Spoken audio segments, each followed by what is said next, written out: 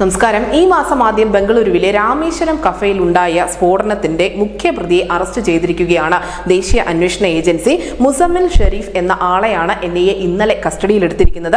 കർണാടകയിലെ 12 ഇടങ്ങളിലും തമിഴ്നാട്ടിലെ 5 ഇടങ്ങളിലും ഉത്തർപ്രദേശിലെ ഒരു സ്ഥലത്തും ഉൾപ്പെടെ ആകെ 18 ഇടങ്ങളിൽ നടത്തിയ വ്യാപകമായ തിരച്ചിലിനൊടുവിലാണ് NIA പ്രതിയിലേക്ക് എത്തിപ്പെട്ടത്. മാർച്ച് 3-ാം തീയതി NIA കേസ് ഏറ്റെടുത്ത ശേഷം സ്ഫോടനം നടത്തിയവരിൽ പ്രാഥമിക പ്രതിയായ മുസാവിർ ഷെരീഫ് ഹുസൈനെ അന്വേഷണ ഏജൻസി നേരത്തെ തന്നെ തിരിച്ചറിഞ്ഞിരുന്നു. ആരോപണ വിധേയനായ മറ്റൊരു ഗൂഢാലോചനക്കാരൻ അബ്ദുൾ മദീൻ താഹയെയും ഏജൻസി തിരിച്ചറിഞ്ഞിട്ടുണ്ട്. ഇയാൾ മറ്റ് പല കേസുകളിലും പ്രതിയാണ് താനും. ഈ 2 വ്യക്തികളും നിലവിൽ ഒളിവിലാണുള്ളത്. NIA പറയുന്നതനുസരിച്ച് ഇപ്പോൾ പിടിയിലായ മുസമ്മിൽ ഷെരീഫ് സംഭവത്തിൽ ഉൾപ്പെട്ട മേൽപ്പറഞ്ഞ പ്രതികൾക്ക് ലോജിസ്റ്റിക് പിന്തുണ മാത്രമാണ് നൽകിയിട്ടുള്ളത്. എന്തായാലും സംഭവത്തിൽ കൂടുതൽ അന്വേഷണം നടന്നു വരികയാണ്. ഒളിവിൽ കഴിയുന്ന പ്രതികൾക്ക് വേണ്ടി തിരച്ചിൽ ഊർജിതമാക്കാൻ തന്നെയാണ് NIA ഇപ്പോൾ തീരുമാനിച്ചിരിക്കുന്നത്.